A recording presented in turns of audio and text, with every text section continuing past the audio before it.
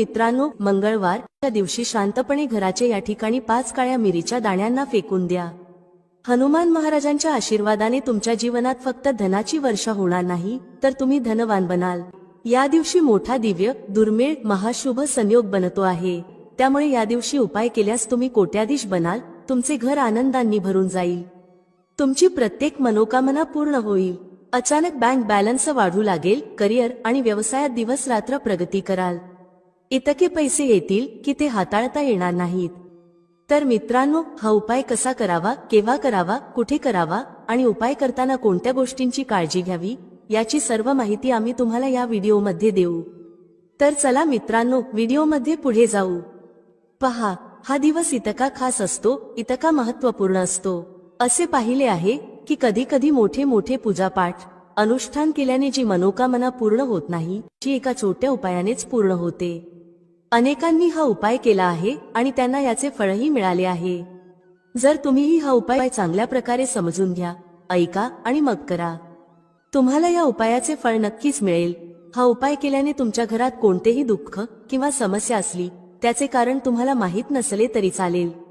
मित्रांनो, ही समस्या कोणत्याही कारणामुळे होऊ शकते, जसे की पितृदोष असू शकतो किंवा कोणताही मंगळ दोष असू शकतो आणि इतरही अनेक दोष असू शकतात. काहीही असले तरी तुम्हाला या उपायासाठी तुमच्या दोषाचे कारण शोधण्याची गरज नाही. मित्रांनो, मंगळवार दिवशी हा 5 काळ्या मिरीच्या दाण्यांचा उपाय करावा. मित्रांनो, आता आपण या उपायाच्या वेळेबद्दल समजून घेऊ. तर सर्वात पहिली गोष्ट मित्रांनो, आपण समजून घेऊया की हा 5 काळ्या मिरीच्या दाण्यांचा उपाय कोणासाठी आहे. पहा, येथे थेट एकच गोष्ट आहे की हा 5 काळ्या मिरीच्या दाण्यांचा उपाय तुमच्या मनोकामना पूर्ण करण्यासाठी केला जात आहे. हा उपाय तुमच्या जीवनातील दुःख आणि त्रास दूर करण्यासाठी केला जातो आहे. किंवा तुमचे काही मोठे कार्य असेल जे होत नाही, तर तुम्ही त्यासाठी हा उपाय तुम्ही करू शकता. तर थेट एकच गोष्ट आहे की तुम्ही तुमच्या कोणत्याही प्रकारच्या मनोकामनेसाठी या उपायाला करू शकता. हा उपाय तो व्यक्ती करू शकतो ज्याला त्याची कोणतीही मनोकामना भगवान गणेशाकडून पूर्ण करायची असेल. आणि जर कोणतीही माता किंवा बहिणी त्यांच्या घरातील सुख, शांती आणि धन संपदा वाढवण्यासाठी हा उपाय करू इच्छित असतील, तर घरातील ज्येष्ठ माता किंवा बहिणींनी विशेषतः या 5 काळ्या मिरीच्या दाण्यांच्या उपायाला करावेत. कारण माता आणि बहिणी घरातील लक्ष्मी असतात आणि जेव्हा घरातील लक्ष्मी विशेष उपाय करते, तेव्हा त्याचे फळ लवकर आणि मोठ्या प्रमाणात मिळते. त्याचबरोबर हा उपाय कोणताही व्यक्ती करू शकतो, मग तो मोठा असो, लहान असो किंवा मुलगा असो.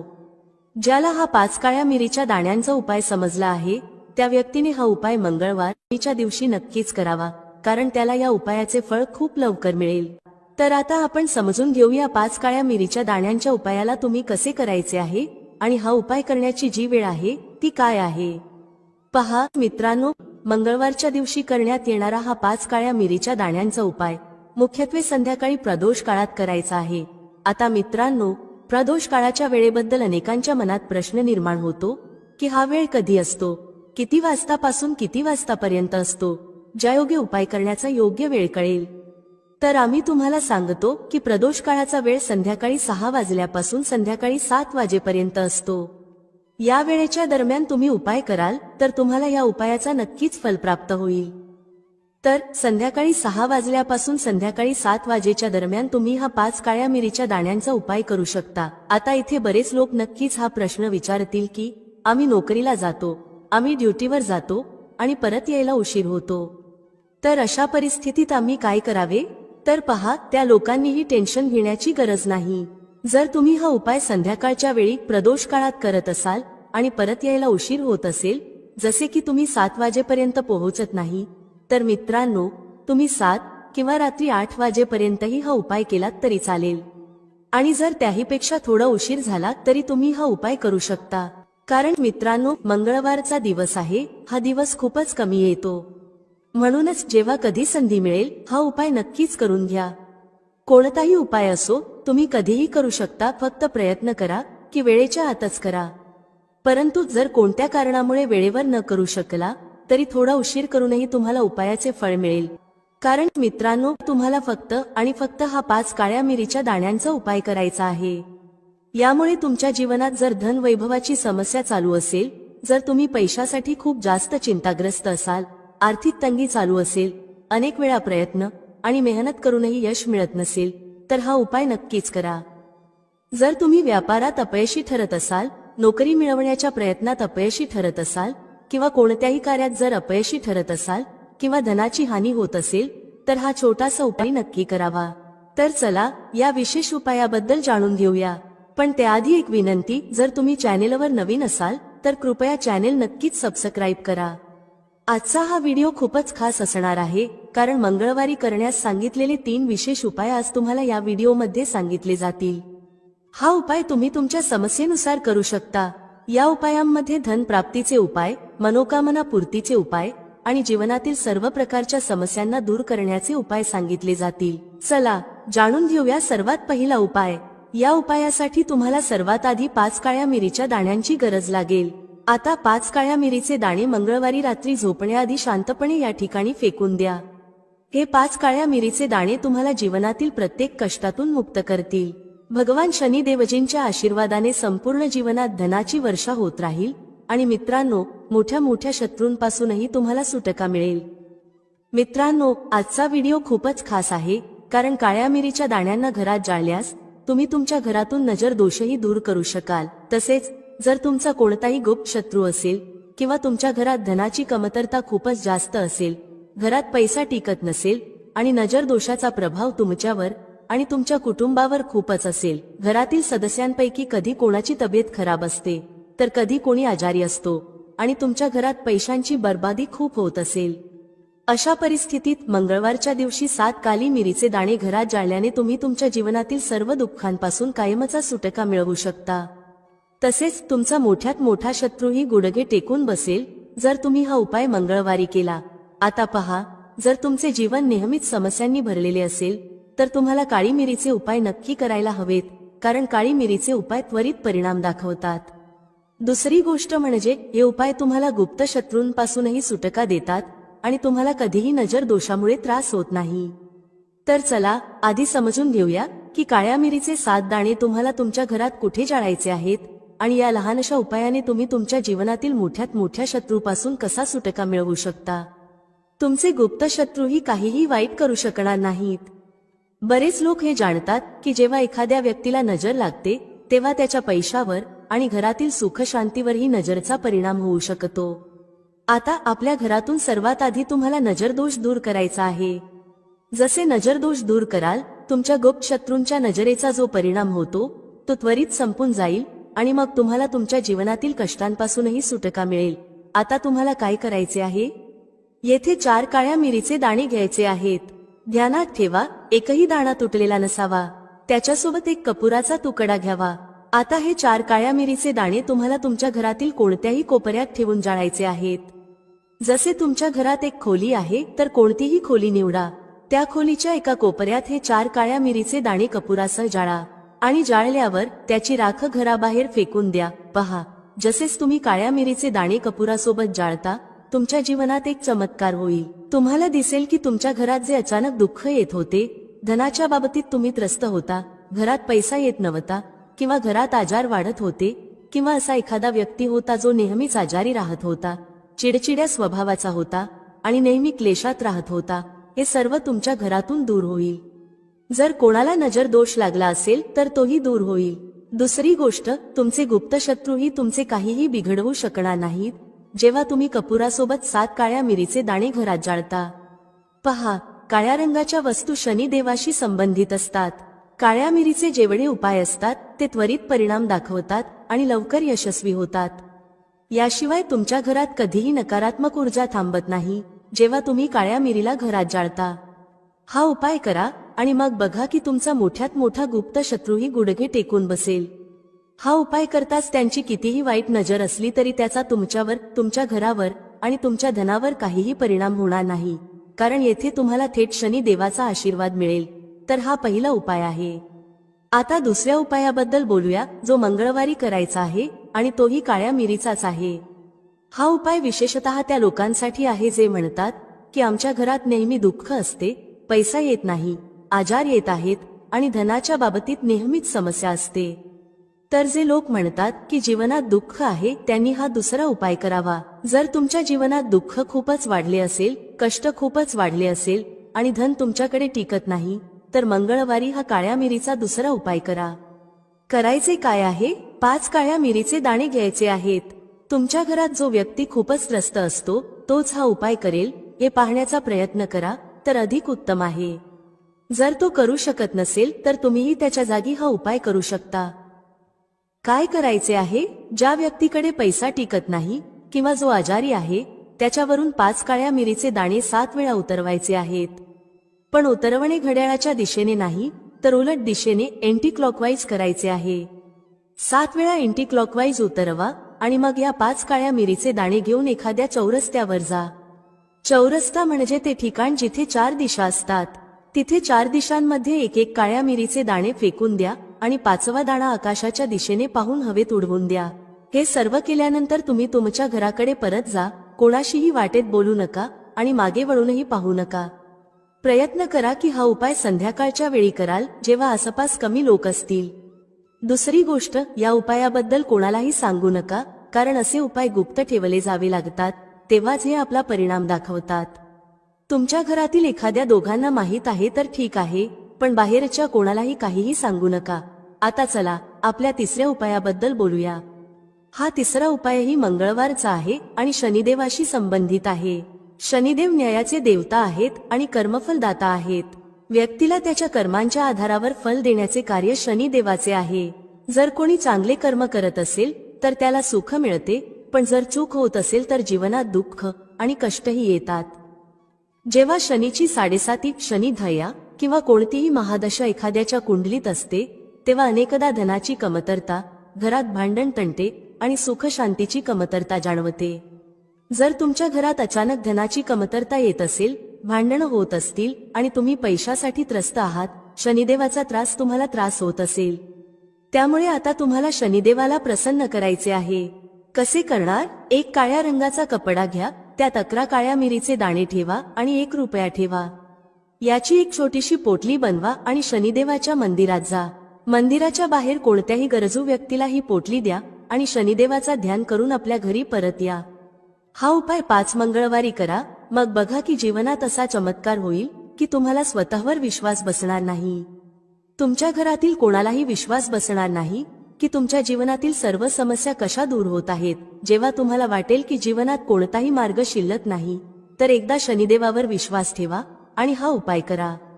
याचा चमत्कार तुम्हाला स्वतःच्या जीवनात दिसेल. हे 101 नाही तर 501% सत्य आहे. फक्त संपूर्ण श्रद्धेने उपाय करा आणि ज्याने या वर्षात शनिदेवाला प्रसन्न केले त्याचे भाग्य असे चमकेल की 7 पिढ्या सुख भोगतील. आता दीपक लावण्याचे नियम समजून घेऊया. जर आपण संध्याकाळी दीपक लावतो तर स्नान करणे आवश्यक आहे का? म्हणजे संध्याकाळची पूजा स्नान न करता केली जाऊ शकते का? आणि संध्याकाळी घरात किती दीपक लावायला हवेत? दीपक लावण्याचे मंत्र काय आहे? घरातील समस्यांना दूर करण्यासाठी आणि कोणत्याही विशेष मनोकामना पूर्ण करण्यासाठी दीपक कसा प्रज्वलित करावा, तर आता ही माहिती पूर्णपणे संध्याबंधनावर आधारित आहे. संध्याकाळच्या वेळी जो संध्याबंधन करतात, पूजा अर्चना करतात, दीप प्रज्वलित करतात, तो कसा करायचा आहे, कोणत्या नियमांचे पालन करायचे आहे, यावर आधारित आहे. जर तुम्हाला आजचा व्हिडिओ चांगला वाटला तर लाईक नक्की करा, कारण तुमचे लाईक्स आणि कमेंट्स माझ्यासाठी खूप महत्त्वाचे असतात. हाच एकमेव मार्ग आहे ज्यामुळे मला समजते की तुम्हाला हा व्हिडिओ चांगला वाटला आणि तुमच्यासाठी उपयुक्त आहे. तर व्हिडिओ चांगला वाटला तर लाईक करा आणि कमेंट बॉक्समध्ये जय माता लक्ष्मी लिहा, ज्यामुळे माताजीची कृपा तुमच्यावर आणि तुमच्या कुटुंबावर सदैव राहील आणि तुम्हाला कधीही धनाची कमतरता होणार नाही. प्रिय भक्तांनो, सर्वप्रथम संध्याकाळी दीपक प्रज्वलित करण्यापूर्वी म्हणजे संध्याकाळच्या पूजेपूर्वी स्नान आवश्यक आहे का हे समजून घेऊया. पहा, शास्त्रानुसार पूजेत शुद्धता आवश्यक आहे.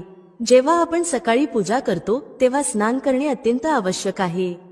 सकाळी स्नान न करता पूजा करू नये, परंतु संध्याकाळच्या पूजेसाठी तुम्ही हात, पाय आणि चेहरा धुवूनही पूजा करू शकता. पहा, तुम्ही वस्त्र बदलू शकता किंवा फक्त हात पाय धुवून, तोंड धुवून पूजा करू शकता. संध्याकाळी पूजा करायची आहे तर दिवसभर शुद्धतेचे पालन करा. जसे की तुम्ही कधी टॉयलेट किंवा बाथरूम मध्ये जाता तेव्हा शुद्धीकरण करा आणि तोंड धुवा. जर तुम्ही दिवसभर शुद्धतेचे पालन करत असाल तर संध्याकाळच्या वेळी स्नान न करता फक्त हात पाय धुवून पूजा करू शकता. पुढचा प्रश्न आहे की संध्याकाळच्या पूजेत दिवा कधी लावायचा? पहा, संध्याकाळचा जो पूजा काळ आहे तो गोधूली वेळ असतो, प्रदोष काळ असतो. म्हणजेच सूर्यास्त होत असताना आपल्याला घरात दीपक प्रज्वलित करायला हवा. आता तुम्ही विचारता की संध्याकाळी दिवा किती वाजता लावावा? पहा, सूर्यास्ताची वेळ प्रत्येक ऋतूमध्ये वेगवेगळी असते. जसे की हिवाळ्यात 4:30 वाजता सूर्यास्त होतो, तर कधी 5:30 वाजेपर्यंतही होऊ शकतो. उन्हाळ्यात सूर्यास्त 6:30 ते 7 वाजेपर्यंत असतो, तर कधी कधी 7:30 वाजताही सूर्यास्त होतो. म्हणून एकच वेळ सांगणे की याच वेळी दिवा प्रज्वलित करा हे कठीण आहे आणि योग्यही नाही. दरवेळी एकाच वेळी दीपक प्रज्वलित करता येणार नाही. म्हणून संध्याकाळचा काळ लक्षात ठेवा. संध्याकाळचा काळ म्हणजे सूर्य अस्त होताना, तेव्हा तुमच्या घरात दिवा प्रज्वलित करा. आता बोलूया किती दिवे तुमच्या घरात प्रज्वलित करायला हवेत. शास्त्रानुसार संध्याकाळी दररोज तुमच्या घराच्या मुख्य दारावर एक दिवा नक्कीच लावा. याचे महत्त्व काय आहे? पहा, शास्त्रानुसार संध्याकाळी लक्ष्मी माता आणि त्यांची बहीण दरिद्रता भ्रमण करतात. ज्या घराच्या मुख्य दारावर दिवा प्रज्वलित केले जाते त्या घरात माता लक्ष्मी प्रवेश करतात, आणि ज्या घराच्या मुख्य दारावर दिवा लावला जात नाही त्या घरात दरिद्रता प्रवेश करते. म्हणून माता लक्ष्मी तुमच्या घरात प्रवेश कराव्या यासाठी मुख्य दारावर एक दीपक नक्कीच प्रज्वलित करा. मुख्य दारावर संध्याकाळी प्रज्वलित केलेला दिवा अनेक लाभ देतो. शास्त्रानुसार संध्याकाळी ज्या घराच्या मुख्य दारावर दिवा प्रज्वलित केले जाते त्या घरात कोणतीही नकारात्मक ऊर्जा प्रवेश करत नाही.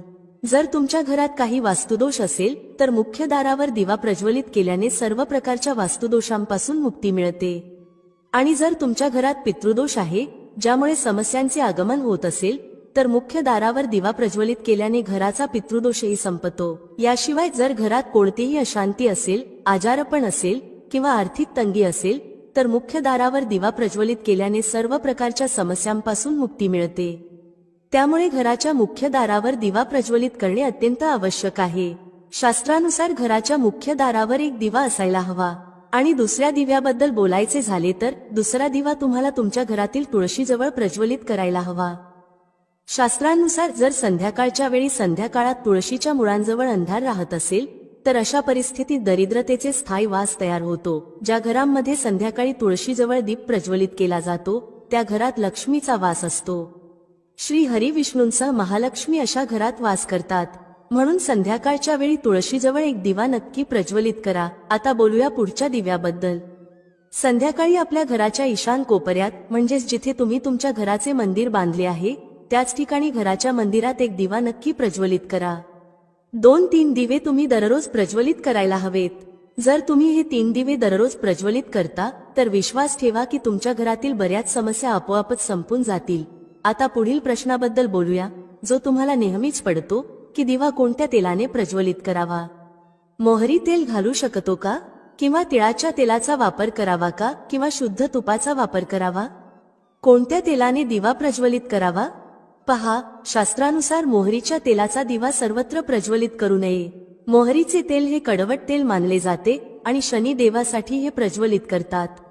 शनिदेवासाठी जर तुम्ही दीपदान करता शनिवारी तर मोहरीच्या तेलाचा दिवा प्रज्वलित करायला हवा.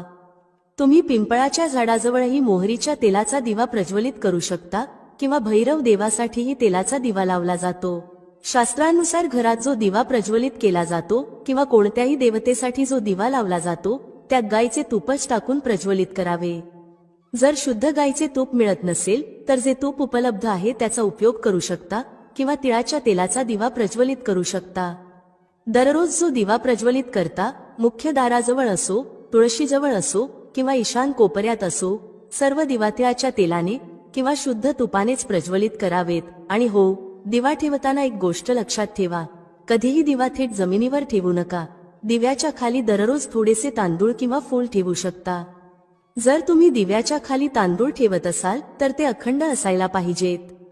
असे मानले जाते की जर तुटलेल्या तांदळाचा वापर पूजेत केला तर घरात दरिद्रता येते. मित्रांनो, लिंबू आणि मिरची टांगण्याची परंपरा ही आत्ताच नव्हे तर प्राचीन काळापासून चालत आलेली आहे.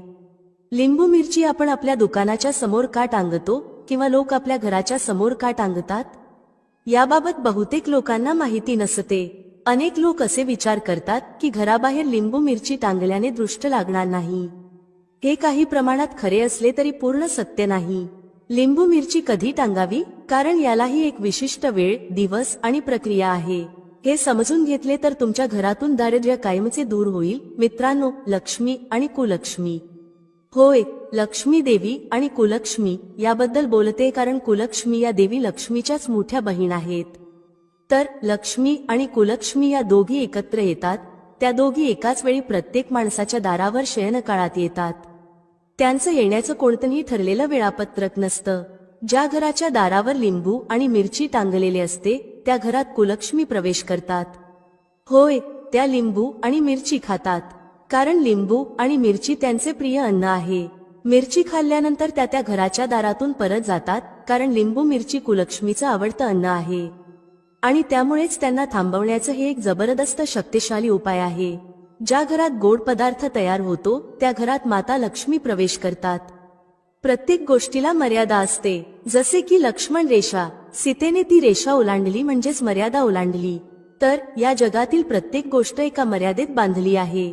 तर मित्रांनो, ज्या घरात लिंबू मिरची नसते तिथे कुलक्ष्मी प्रवेश करतात. त्यामुळे आजही असं म्हणतात की घरात एकत्र लिंबू आणि मिरची ठेवू नये. जर तुम्ही फ्रीजमध्ये एकाच टोपलीत लिंबू आणि मिरची ठेवल्या तर तुमच्या घरी दारिद्र्य येतं. दारिद्र्यासोबत दुःख आणि वेदना देखील येतात. दारिद्र्याची अपत्य कोण आहेत? दुःख आणि वेदना. म्हणून आजच्या व्हिडिओमध्ये मी तुम्हाला सविस्तर सांगणार आहे की घराबाहेर लिंबू मिरची का टांगावी आणि त्याचे फायदे काय आहेत. अजूनपर्यंत कमेंट बॉक्समध्ये जय माता लक्ष्मी लिहिलं नसेल तर नक्की लिहा आणि व्हिडिओला लाईक करा. चला आता विस्ताराने जाणून घेऊया की घराबाहेर लिंबू मिरची का टांगावी आणि त्यास अभिमंत्रित कसं करावं जेणेकरून तुम्हाला याचा पूर्ण लाभ मिळेल. हे देखील जाणून घेणं महत्त्वाचं आहे. तर मित्रांनो, पहिले म्हणजे जर तुम्ही घराच्या बाहेर लिंबू मिरची टांगता तर ते दारिद्र्य म्हणजेच दरिद्रतेपासून वाचवते. ही गोष्ट तुम्हाला दुःख, रोग, व्याधी आणि यातना यांसारख्या त्रासांपासून वाचवते, कारण लिंबू मिरचीमध्ये इतकी ताकद असते की ती साधारण नाही.